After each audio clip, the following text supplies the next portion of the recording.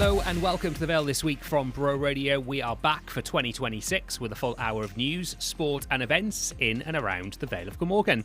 Coming up on tonight's programme, a local Vale author is currently on tour across Wales sharing his stories about the worst bad guys in Welsh history. Graham Loveluck-Edwards sits down with Poppy to talk about his new tour and his new book, Scoundrels, Cads and Vagabonds from Welsh History. Also, is the Vale of Glamorgan line being left behind by the South Wales Metro? We'll talk to Andrew RT Davies after he challenged the First Minister over a pledge to increase train services in the county. And a new additional learning needs facility has opened up at St Cyres School in Burnett. We'll hear from Year 11 pupil Zach about how the facility has already helped him with his future prospects, and from Vale Council leader Liz Burnett about the council's investment into local schools and its upcoming budget consultation. We'll also have a roundup of the week's local sport, including a top 6 finish for Barrytown United in the JD Cymru Premier, seeing them heading into the Championship Conference for Phase 2 of the season, and look ahead to some events in the Vale over the next 7 days, including a cake sale, beach clean, and live music events. But first, a petition supporting a tree preservation order, which has been issued by Vale of Glamorgan Council to protect a wooded area in Llandough, has today reached 1,020 signatures. Reservior Woods is located at the top of Lewis Road and runs alongside Llandough Hospital. The land has recently been purchased by a developer with concerns that the ancient woodland could be developed at some point in the future. The Vale of Glamorgan Council served a tree protection order on the 23rd of December, with the owners having 28 days to make any objections or representations. Laura Parrock is a Llandough resident and environmentalist and created the Change.org petition. Laura, you're the starter of this petition. It's got over 850 signatures at the point we're chatting now. First of all, if anyone who doesn't know the area, tell us a little about the Reservior Wood on Lewis Road in Llandough and how the space is currently being utilised. Okay, so it's a very small area of woodland. It's sort of a pocket in between Llandough Village and Llandough Hospital. So it runs up the hill towards Penna Turnpike Road. And it's just a beautiful little kind of sanctuary of... It sort of feels like a jungle when you go in there. It's kind of like a cross between a rainforest and an ancient forest. So it's very mossy and full of ferns. And then there's a lot of quite old trees. So probably some of them are about 200 years old. The oak trees and beech trees in there. And at the moment, it's used, there's a couple of footpaths through this little bit of woodland, and it's used by local residents who just want to get some peace and quiet and get into nature, just to go for walks, dog walking. And in the summer, there's the local kids kind of build dens in there and ride their bikes around it. It's a really safe place for them to play. And there are concerns now that land's recently been purchased by a property developer and that those woods potentially could be removed if plans move forward from them. The Vale Council's obviously issued a tree preservation order, that's the kind of push behind the petition to protect this ancient woodland. But you're concerned potentially that the developers might challenge that TPO. Yeah, so as far as I understand it, I've not done anything like this before, but from what I understand, there's a consultation period now. So the tree preservation order isn't kind of fully established until the consultation period is finished. And during that period, the developers can object. So what will happen if the developers object, which I assume they will because they wouldn't have bought the land if they didn't want to develop it. If they object to the TPO, then it will go to a planning committee to decide, which is why I've put this petition forward, because if the developers put in an objection, what the council needs from us is evidence that the local community want the woods to be protected and want it to be preserved.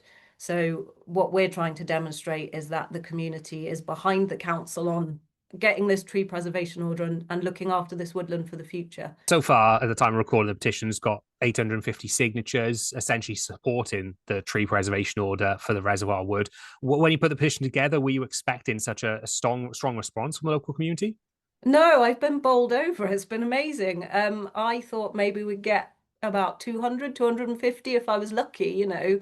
I've been amazed at how much people have got behind it and have been sharing it in all kinds of places on social media and discussing it amongst themselves. And really, it's been overwhelmingly positive. And it's been really lovely to hear all of the comments people have been leaving about it, what the woods mean to them and how they appreciate them. And even people who played in there as a child kind of 60 years ago have been putting up comments about, what it means to them. So it's been really lovely to see all that support. How much of an impact do you think it would have if the developer were to maybe successfully win the challenge and potentially be able to develop something on that land? What impact would that have on the local community and the environment too? Yeah, I mean, we haven't talked about the environmental impact, but I think, for myself, I'm an environmentalist, and my main motivation in trying to get this woodland protected is that it's absolutely teeming with wildlife. There's tawny owls, there's bats, there's all kinds of birds, songbirds. There's slow worms. I've heard from people who've said they've seen great crested newts in there. It's a very unique kind of ecosystem with the ancient woodland. And one of the things people don't consider with developments is that replanting new trees doesn't replace the ecosystem that's lost when you destroy an ancient woodland. An ancient woodland takes hundreds of years to develop a really intricate ecosystem that so many animals and insects rely on, and you can't replace that by planting new trees. So if that were to be developed, I'm sure they would offer to plant new trees as part of the development, but that would not replace what would be lost would be irreplaceable. Aside from the fact that there are drainage issues in this area as well. From a more technical point of view, the water pours down that hill when we have heavy rain and pours down Lewis Road. And I dread to think of the implications for local properties and for the drainage if that were to be developed, because those trees are taking up a lot of water at the moment. And in terms of this, obviously, this is a tree preservation order the Vale councillor put in. Has there been any conversations with the council and local councillors and even the developers regarding your concerns about the potential development on the site in the future? Yeah, our local councillor, George Carroll, is supportive of the tree preservation order. I haven't heard from any other local councillors about it. I've spoken to the planning department at the council, and they are supportive. They wouldn't have gone to the trouble of creating this tree preservation order if they weren't supportive of protecting the woodland. So they've said to me they don't believe this area is suitable for development. But obviously that doesn't protect it permanently for the future. Whereas if we can get this TPO in place, it will make it almost impossible for it to be built on unless that can be overturned at some point. And the petition's aim is to support that TPO. Of course, people can also raise their concerns directly as well. But there is a deadline to work to that, isn't there? Yeah, so the consultation period ends, I think it's the 30th of January. And the other thing that people can do to support the petition and to support the TPO is to write to the planning department to say that they support the tree preservation order.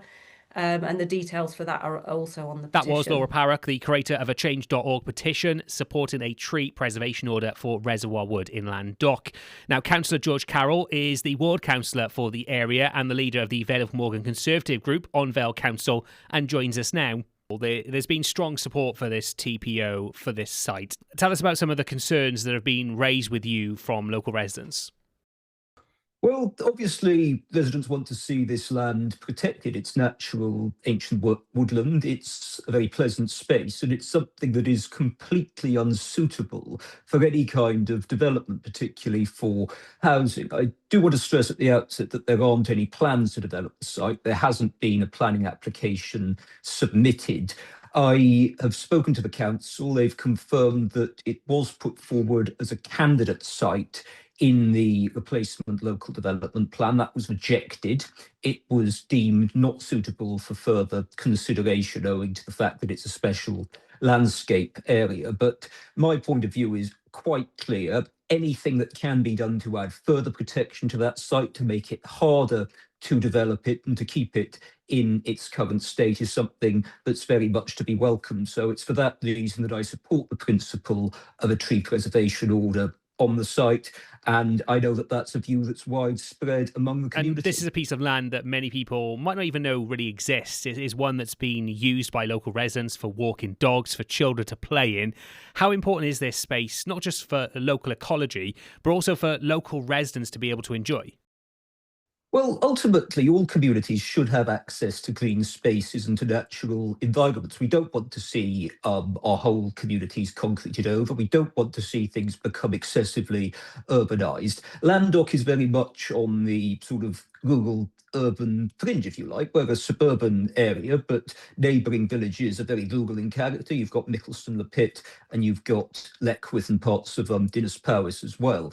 And so to develop a site like that would be absolutely catastrophic. It's good for people's well-being to be able to get out and about with nature, to be able to walk and exercise, to walk their dogs and spend time with their families. So anything that can be done to protect a site like that for local people and for our local community is something that should be welcomed, and obviously a TPO would help. And you've previously been vocal about the concerns of residents about developments in Llandough and the surrounding areas. Whilst there, of course, is a continued demand for more housing here in the Vale of Glamorgan, what do you hope will be considered before more developments are progressed on sites like the one at Reservoir Wood? Well, overdevelopment is a huge problem, full stop, across the Vale of Glamorgan. We've seen it in Llandough and the surrounding areas, but we see it everywhere in the Vale. Ultimately, the problem that we have time after time after time again is that housing developments are proposed and the infrastructure and local services aren't put in place. So what then happens when the sites are developed, and we've seen it across the Vale, it then puts extra pressure onto local roads, on local transport infrastructure. It means that we don't have the capacity in local schools, in GP surgeries, etc., etc.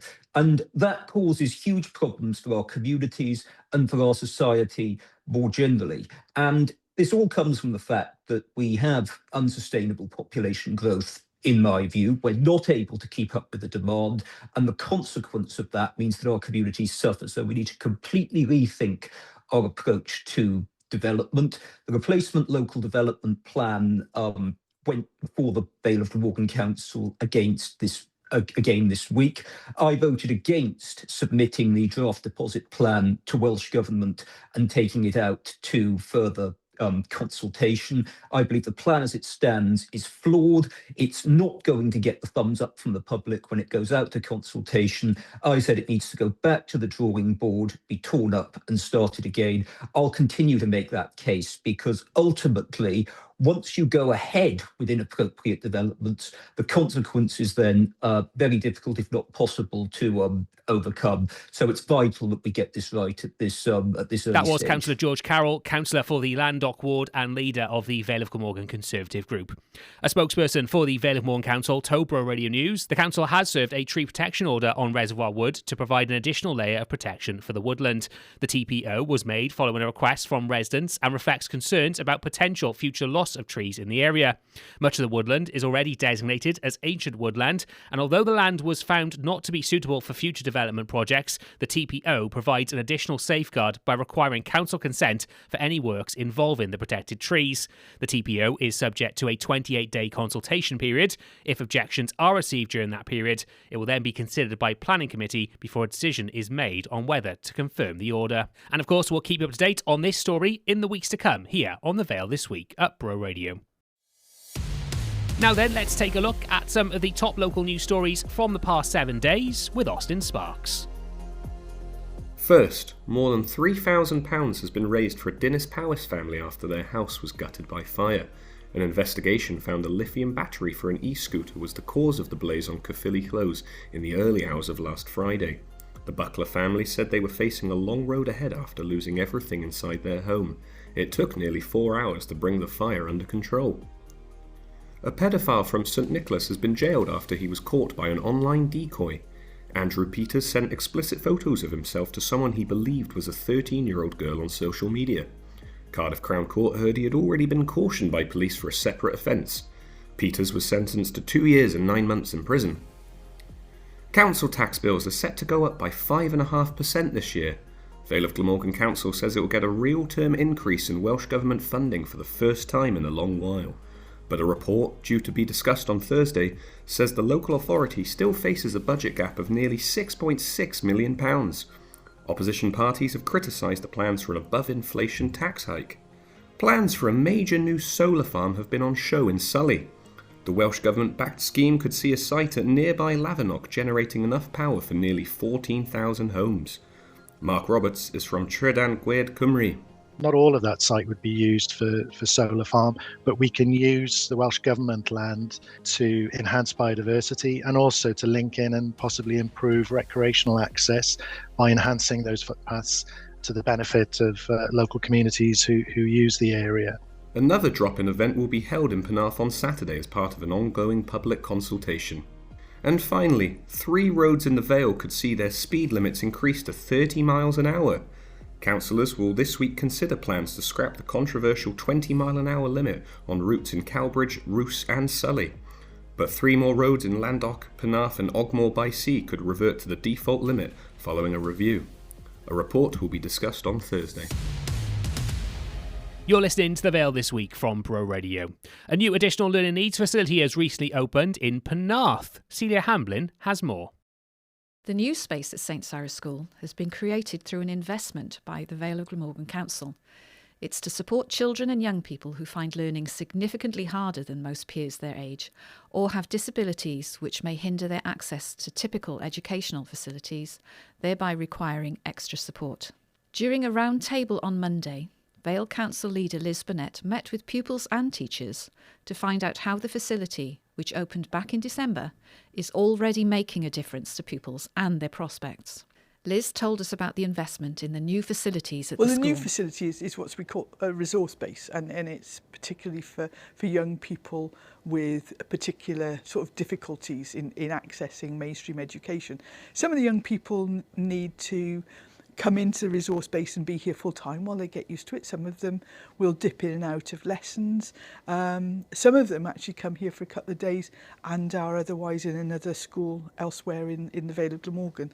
So it very much depends on the needs of those young people, and we work around that. So we don't give young people labels, we find out what the issue is. And what was really lovely this morning was that the young people told me that they feel as if their individual needs are actually and views are taken into account when they're here by the staff, and that's exactly what we want.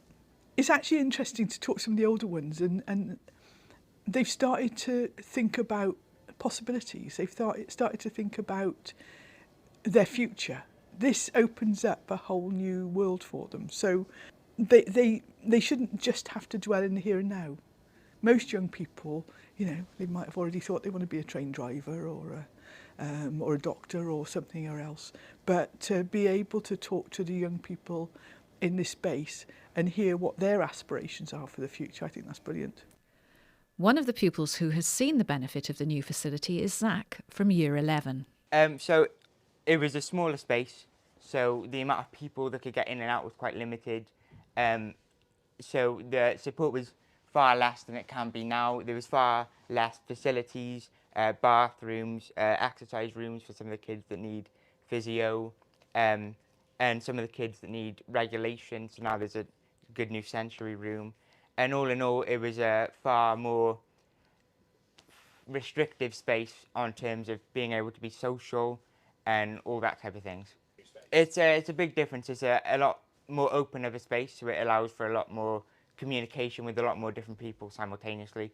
There's a new study rooms which allow me to focus on my work, when it used to be one room with all the pupils doing all the different things, so it would be harder to focus on my work, yeah. In the beginning of this year, I was facing a real problem where I wouldn't have anywhere near the qualifications I needed to do any type of course in the future. This place has dedicated itself for months now on focusing on finding me something I can do moving forward, and they've really honed themselves and figured out a plan to get me to where I want to be. So if it all goes to plan, then yeah, and this place is helping me see that plan through. The facility has been launched ahead of the Vale of Glamorgan Council's Cabinet considering its draft budget for the 2026-27 financial year, which could see a council tax increase of 5.5% from April. It's crucial that we talk to our residents about what we're trying to achieve. This year, for the first year since I've been in Cabinet, and that was 2012, came into Cabinet. From that point on, we were trying to eke out the budget to deliver services as the budget just reduced and reduced and reduced. This year is the first year since 2012 that we've actually had an increase in our budget, and that allows us to say, so what can we do? We know that there are things that we would want to be doing, and we know that our residents want. Things like what do our streets and town centres and things like that look like. And while we've had to prioritise education and social care, some of those things have been cut further than we would want to do. If you look at our what we spend, we're a very low spending council. We're also a very low council tax council in relation to other local authorities in Wales. This gives us an opportunity to put some of those things right, and that's laid out in the budget. But what we've also said within the budget report is there are a couple of areas that they're not statutory, so not things we have to do, but they're things that people have told us that really matter. And we've said, if we could just put a little bit more on the budget, and we want to talk to people about whether they think that's relevant, there are 3 areas that we actually would like to invest in. One hugely important one is youth services. Through the pandemic and other issues, a lot of our young people have not had the support that they need. We want to invest in our youth services. We also know that some areas of the Vale have very, very infrequent public transport services, and we want to be able to support that. So we've said that there's some money there that we would like to put in. And then there's a bit of money, not a huge amount, but there's a bit of money that we would like to spend on going back in the green flag parks. We did that. The parks are still maintained, they're still fine, but we haven't gone that extra mile up to green flag status and whatever, and we know people like that. So we want to hear whether or not those 3 areas are important and whether we should add that in. So it all comes down to that conversation over the next month or so. And with a budget consultation set to begin in the coming days, we will be joined by Liz Burnett to look at the Council's budget proposals for 2026-2027 on next week's programme. You're listening to The Vale This Week from Bro Radio. Now it's time to catch up on the latest sport from around the Vale with Gareth Joy. Thanks, Nathan. And for the first time in 5 years, Bowie Town United can prepare for the Cymru Premier's Championship Conference. A 5-1 win over Llandough on Tuesday night secured a top 6 finish for Steve Jenkins' men, who are also guaranteed a European playoff spot at the end of the season. It's already shaping up to be a busy run-in at Jenner Park, with an Nathaniel MG Cup final to look forward to. They're also in the quarter-finals of the Welsh Cup, with a trip to Rhyl later this month. We'll hear from the manager on next week's programme. As for this weekend, while Bowie takes some time off, Llandough Major will be kicking off their bid for the Welsh Blood Service Cup. They entertain Pontypridd United in the first round on Saturday. The Cymru South campaign continues to be of a stop-start nature, with last Saturday's game at Ynys Hill Albion's been frozen off. Fingers crossed their away game at Cwmbran Celtic next Tuesday will go ahead at the 3rd time of asking. Well, now rugby, and it's Advantage Penarth in the race for the Division 1 title in the Admore League. The Bears beat St Albans 26-19 in a top-of-the-table clash, which was settled by a dramatic bonus point try in the last minute from Sam Sully. That leaves them 5 points clear at the summit. Sadly, Bowie are facing an uphill struggle at the wrong end of the table. The Bombers were left to rue a 24-19 defeat to Abercwmboi, which leaves them hovering above the drop zone with 6 games to go. And Abercwmboi are the visitors at Penarth's Athletic Ground on Saturday, while Bowie face another crucial game at Cwmbran Welfare. Elsewhere in Division 2, Cowbridge visits Club Rugby Cymru Caerdydd, and in Division 3, Llandough Major are at home to Gilfach Goch, while Dinas Powys travel to Penarthgraig. Finally, a winning start to the year for Old Penarthians in the WRU Women's Championship, beating Gweneved 32-0 at home. The two sides meet again for the reverse fixture on Sunday. And don't forget to join Mike Fowler for a full roundup of the weekend's action on Monday Night Sport at 7, or get the latest anytime at broradio.fm. You're listening to The Vale This Week from Bro Radio. Now, 2025 was another year of major changes to rail services as part of the South Wales Metro. The Penarth line in particular has benefited from the arrival of new electric trains and only last month a new hourly service on Sundays. But amid all the upheavals and upgrades, is the Vale of Glamorgan line being left behind? Our reporter Gareth Joy has more. Rail passengers have been left playing a waiting game since plans to increase trains from once to twice an hour were first mooted. A half-hourly service on the Vale of Glamorgan line was initially promised by the end of 2023, but that was delayed by a year and then delayed again and again. At one point, it looked as though Transport for Wales would scrap the idea altogether. Last month, we were told those half-hourly services were still in the pipeline, along with some of the new Class 756 trains. Kelsey Barcinella is from TFW. You'll start to see more services using our newer trains. And then from our next timetable changes sort of through next year, we'll start to see the uplift in frequencies and reliability then across the network. Local Conservative politicians have long been critical of the delays and what it sees as broken promises on the Welsh Government's part. They're also keen to remind us that the last UK government stumped up the cash for the South Wales Metro through its Cardiff City deal. At First Minister's questions on Tuesday, Andrew RT Davies, the former Welsh Tory leader, challenged Lyned Morgan on whether ministers would keep their pledge for 2 trains an hour through Roos and Llantwit Major. It was the City deal combining the monies of the UK government with the Welsh government that delivered the Metro scheme. Yet in the Vale of Glamorgan, we are still waiting on the pledge for 2 trains an hour to come onto the Vale line as an improvement for the Metro scheme in the Vale of Glamorgan. So when in the Vale of Glamorgan will we see those 2 trains an hour that other areas of the Metro are seeing, and will you pay a full compliment to the former UK government for its money that it's put into this scheme? And the First Minister's response to that question? No, I won't. I'm not going to pay a compliment to them because actually they've shortchanged Wales over 14 years. So misleading the Senate, is it? 1% of rail funding we get in Wales. It's not good enough. It's not acceptable, and it's not acceptable from the Tory UK government, and it's not acceptable, frankly, from the Labour government either. We will keep pushing to make sure we get our fair share of funding when it comes to rail in Wales. What we've seen is a 90% improvement when it comes to a situation of reliability.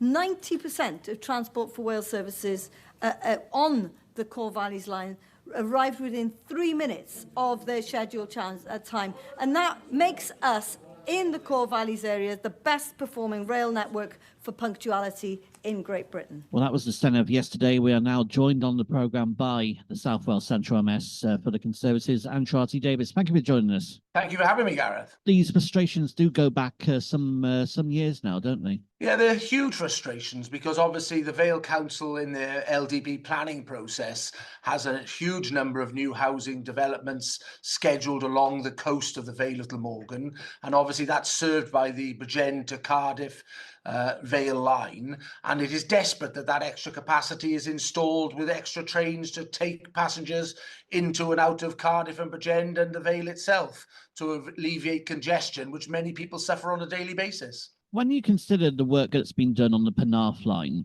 in the past 12 months, and that had been facing its own problems with punctuality, does it feel that maybe it has been over-prioritised on TFW's part, if not quite so directly or indirectly affecting the Vale of Glamorgan line?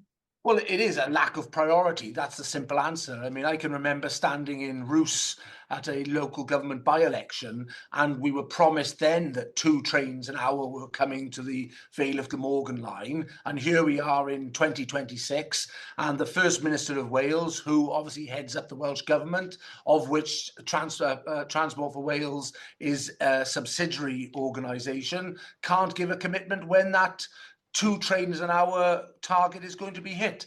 This is bitterly disappointing and shows that Labour really don't care about the Vale of Glamorgan. And of course, you've also been arguing for a new railway station as well for St Athan, and that seems to have been put on the back burner as well. Yeah, because obviously if you are to have extra trains, more entry points, i.e. new stations, would be greatly received by residents, certainly in the St Athan area, which has seen a huge amount of new housing, and under the current Labour-controlled council is going to get an additional amount of new housing should that LDP progress, have a new railway station. Under the previous Conservative government in Westminster, a business case was being worked up for that station, but it is my understanding that the current Labour government in Westminster have shelved that business case now, and sadly the light has gone out on that proposal to build a new railway station for the village and surrounding areas of St Athan. On the point of extending to 2 trains an hour or half-hourly service, what have Transport for Wales been telling you as regards to when, if not if, we might see this come into being?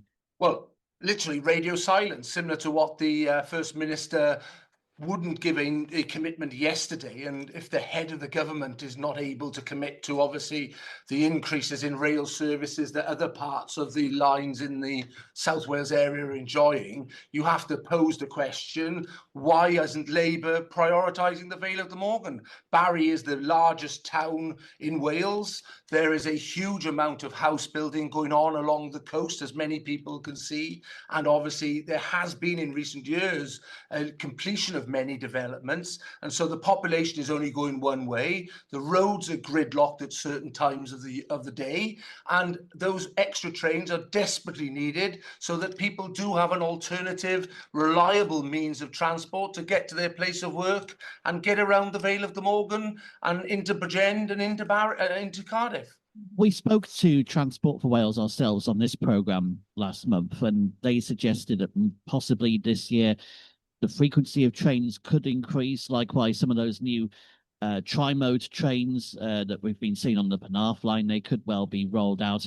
They didn't reference the Vale of Glamorgan specifically. Is that a note of optimism, or does it feel like we've been here before? Well, I think it's the latter. We've been here before. The possibility. The Vale of Glamorgan is a growing area population-wise. It desperately needs an increase in rail services. It needs a quality experience for rail users so that more people will choose to use the service. There's no dispute about that. I think all politicians of all political parties agree with that. But what we have from Labour, along with the Welsh nationalists who support them in their budget proposals, is a failure to identify resources to make sure that that increase happens. And in the meantime, residents of the Vale of Glamorgan are stuck in traffic, unable to move at certain times of the year. And obviously that situation is only going to get worse. That was Andrew RT Davies talking to our reporter Gareth Joy. We contacted the Welsh Government for a response, and Transport Secretary Ken Skate told us we're committed to improving services on the Vale of Glamorgan line. Transport for Wales will increase the frequency of services between Cardiff and Bridgend to 2 trains per hour during peak times in 2027. Following the introduction of brand new trains on this line, he added, we invested £800 million into brand new trains as part of our £1 billion upgrade of the core Valley's lines infrastructure to deliver the South Wales Metro. We'll, of course, keep you up to date with that story here on The Vale this week. You're listening to The Vale this week from Bro Radio. Now, author, broadcaster and historian Graham Loveluck-Edwards is here to discuss his new book, Scoundrels, Cads and Vagabonds from Welsh History. We're going to hear snippets about his ongoing tour, The Worst Bad Guys in Welsh History, and some advice for upcoming authors as well. Graham caught up with Poppy in the Bro Radio studio earlier on today. Hi, Graham. Hi, Poppy. Scoundrels, Cads and Vagabonds from Welsh History. What inspired you to write a book based on the bad guys? Well, I'm always finding bad guys. So whenever I'm doing any historical research for any number of different reasons, at some point, and it doesn't matter what it is, at some point I will find some absolute villain who cheated, murdered and swindled their way into the story. And then when I kind of report back on what it was I was researching, they are always the most interesting bit. That's always the moment where people sit forward in their chairs and pay attention, because there's a little bit of all of us that is fascinated by other people behaving really badly. It's like we can't get enough of it. So I thought, well, as I have this back catalogue of absolute scoundrels, and here's a word you don't hear often, scallywags, I thought I'd put them all into one book. So I put them into sort of categories of people from the medieval period, industrialists, pirates, highwaymen, and just wrote about their audacious behaviour and the reputations that they've ended up with as a result. So if you had to pick one, Yeah. only one worst bad guy in Welsh history, who would you pick? Probably Cap Coch, who was a highwayman based near Bridgend. So you're probably aware of the Dipping Bridge, an old 15th century bridge near Merthyr Mawr. The road that runs over that is called New Inn Road, and it's called New Inn Road because there used to be an inn next to the bridge called the New Inn, and Cap Coch was the landlord of the New Inn. Now this is in the 18th century. New Inn Road used to be the main road, basically from London to Carmarthen. And the stagecoaches would come trundling along, and it was a really busy inn. And what Cap Coch used to do was sneak around the bedrooms of his guests late at night, slit their throats, rob them, and then dump their bodies in the River Ogmore next door. But the River Ogmore's got some really peculiar currents, so the bodies would get down as far as Ogmore by sea and then wouldn't go any further. They just sort of hover around the estuary. So people started to get suspicious as to what was going on. So realising he might get, because there was no police, 1830s when the police first came, so there's no police investigating stuff in these days, but he realises, you know, he's on thin ice here. So he changes his MO. Now, as far as everyone else is concerned, whoever has been doing the killing has stopped. But alas, no. He's still killing, but what he's taken to do is burying people. And it's not until 80 years after his death, so he never faced the music for this, that the inn is no longer commercially viable. They knock it down. Because the main road now goes through Bridgend, not through Merthyr Mawr, and they find a cave, and in it the stolen effects from people who have been reported as missing. So they realise something's wrong. The Justice of the Peace says, let's dig up around the inn to see what we can find, and no sooner than they'd planted spade into soil than they started finding grave after grave, some of them with 2 or 3 skeletons in there. I mean, the man had been prolific. He's probably the worst serial killer in Welsh history. And as much as there are elements of his story that have clearly been embellished, the bodies bit is definitely true, because they were still finding them in my own lifetime. I grew up near where this inn used to be, and even it was, so he's definitely the worst, I think. Not a nice guy. No, you wouldn't want to take him home to meet your mother. I mean, it almost sounds like almost an element of fantastical about it. Did you find that, because I've seen you've written extensively about legends and folklore in Vale Glamorgan, did you find that there was sort of an overlap between historical stories which informed folklore? Do you think it's sort of a combination of the two? Yeah, well, outlaws, this is one of the things about Cap Coch that made me question other elements of the story. Whenever a story is told about a bandit or a highwayman or an outlaw, sort of pre-18th century, there are a few threads that weave their way into the story. So, for example, caves tend to crop up a lot. So there's a chap called Twm Sean Catty from Ceredigion. He hid in a cave. There's an outfit called the Red Goblins from the Llyn Valley, who supposedly were troglodyte. They lived in caves. There's a cave in the story I just told you about, Cap Coch. So the other is the colour red. So we know that there was an outfit from North Wales who in 1555 were absolutely audacious. They were led by a chap whose name was John Goch. So there's your colour red straight away. They were known to have ginger hair. These people are historically verifiable. We know quite a lot about them because, and you know, I'm talking about 16th century Wales. It sounds like I'm talking about 1980s Colombia, but there was a judge who had convicted various members of this gang, and they decided to take out the judge, and they killed him on his way home from Machynlleth one night. But there's a lot of history around that gang, and of course they all had red hair. So it seems that after that, whenever the bards are telling the story about a bunch of outlaws or bandits or highwaymen, the colour red needs to get in there. So John Goch may have started it off, but I mentioned earlier the Red Goblins from the Llyn Valley. There's another outfit called the Red Bandits. Cap Coch means red cap. So I'm now starting to question if he really was called Cap Coch, or if that was just a creative device put in to make it clear to the audience they're talking about an outlaw. There must be a slight difference for you when addressing the way you look at sort of historical stories versus folklore and legends. Yeah. And there's such an overlap, especially with older Welsh stories, I find anyway. Is there a way you go about sort of differentiating what you know is historical fact and what you know may be fiction?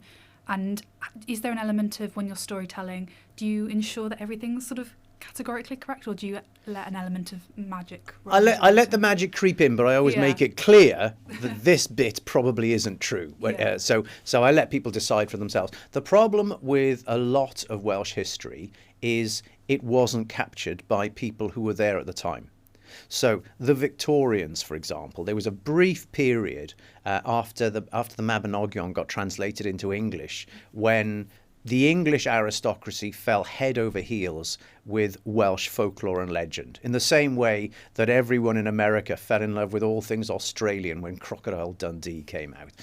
And that led to things like Tolkien coming here and getting inspired to write the Lord of the Rings series and all things like that. So in that moment, there was such a fascination with Welsh folklore that a lot of things were written retrospectively, and undoubtedly a lot of it was made up. And a lot of the other stuff, as I say, was written hundreds of years after the event by people who are sort of a little bit detached. So the truth of the matter is that when you're looking for really reliable primary sources for a lot of Welsh history, there are massive gaps, either because these things were lost or destroyed, or because they weren't necessarily captured. So you always have to include, based on the book, I'm doing a series of stage shows. And it's a bit more than just a history talk, because in them, I look at all the roots that we get our history from. And quite a lot of it comes from bardic tradition. So, for example, one of the stories I talk about is the beheading of Princess Gwenllian at the hands of Maurice de Londres in Kidwelly. And a lot of information we get about how people felt about this, what the reaction at the time was from the Welsh side of this argument, not the Norman side, comes from songs and poems that were written by the bards of the Kingdom of Gwynedd. And we perform the song. There's a beautiful song called Llyn Gwenllian, and we perform that song as part of it. So you can see the full 360 view of how history gets to us. Have you got any sort of words of wisdom or advice for anyone who's maybe interested in history or storytelling in the way that you are? Get into it. Do it. Get out there. There's so much. The thing is, it's got to be stuff you can relate to. A lot of people say to me, when I was at school, I was never interested in history, but now I really am. And the difference is, at school, they were being spoon-fed the Wars of the Roses or the Reformation, and it maybe wasn't something that interested them. Because history is everything that ever happened ever, there is going to be something in there that's interesting to you. So find the bit that you can relate to, but always be cautious of the fact that a lot of our own history, unfortunately, is unreliable. So you've talked about your stage show you've got up and coming. Yeah. What's next? What are you next thinking of writing about? I run this festival called the Glamorgan History Walks, which runs through the summer. So we'll be doing those again between May and July.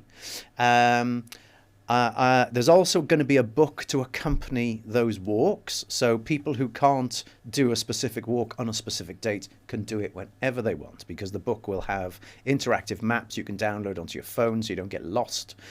You'll have pictures, you'll have the stories. So that's the next book that's coming out. The talks that I'm doing currently, that's going on tour right the way around Wales. So at the moment, I'm doing dates across the old county of Glamorgan. Thursday the 15th of January, I'm doing one in the Pioneer Hall in Barry. The 22nd of January, St Augustine's Hall in Penarth. And the day after, on Friday the 23rd of January, the Town Hall in Llandough Major. So currently I'm doing all of these venues in South Wales. We're doing Newport Cathedral and a couple of other venues in East Wales then in February. March we're going to Carmarthenshire and Ceredigion and Mid Wales, and we'll finish up in North Wales in April. So this is going right the way across the whole of Wales. Thank you so much. Thank you, my pleasure. I really appreciate it. You're listening to The Vale This Week from Bro Radio. Now Poppy's back once again for a look at what's going on in and around the Vale of Glamorgan. Friends of Penarth Library will be holding a cake and book sale to raise money on the 17th of January between 10 a.m. and 12 p.m. This Sunday, the 18th of January, Cleaner Welsh Coast Volunteer Beach Clean Group will be hosting a 1-hour beach clean on Ogmore Beach from 11 a.m. All equipment is provided and will include a free competition for children supported by local businesses. You can find out more by searching for Volunteer Beach Clean on social media. Additionally, on January the 19th at 7:30pm in All Saints Church, Penarth, the queen of psychological thriller, Lisa Jewell, will be celebrating the paperback of her best-selling novel, Don't Let Him In. On Tuesday the 20th of January, Barry Rotary Club's new Memory Cafe will be starting 2 to 4pm. The group is for people who find it challenging to cope with the noise and other sensory issues. The cafe will be offering a calm environment. If you are a person living with dementia, or a family member, friend or carer, you're welcome for a cup of tea and a chat. Booking is essential, so you can contact Sue on 077 86 537 540 or email barrymemorycafe@outlook.com. With Music in Mind's Wednesday sessions will be continuing from the 21st of January from 10am to 12pm at St Augustine's Parish Hall in Penarth. There will be singing and a social group of older adults in an informal and inclusive atmosphere. Booking in advance is essential, which can be done at 07500 776 295 or email info@withmusicinmind.co.uk. Tickets are £5 for a group. Carers and first-time sessions are also free of charge. Also in Penarth, on the 21st of January, with doors opening at 2 o'clock, Penarth Pier Pavilion will be hosting an afternoon of live jazz music with guitarists Jean Geomarch and Mike Frost. The afternoon promises to be a, quote, musical delight. Tickets can be found on the Pier Pavilion website, the cost of which includes a hot drink and a Welsh cake. From 10am to 2pm on Friday the 23rd, Cube on Broadway Street in Barry is holding a community event, an opportunity to find out more about the support available locally with guest speakers and stalls. And that was The Vale this week from Bro Radio. Thanks for listening to our first programme of 2026. Among our stories next week, we'll be taking a look at calls to ban smartphones from schools and hearing from one man whose experience of social media led to years of stress. Plus, we'll talk about the 2026-27 Vale of Mourne Council budget with leader Liz Burnett as a consultation is launched, seeking your views on the local services which matter most to you. In the meantime, if you have a story that you want us to share, we'd love to hear from you. Email us on news@broradio.fm or you can find us on social media. Don't forget, we're back at our new time every Wednesday at 7 o'clock here on Bro Radio, and you can also find us wherever you get your podcasts.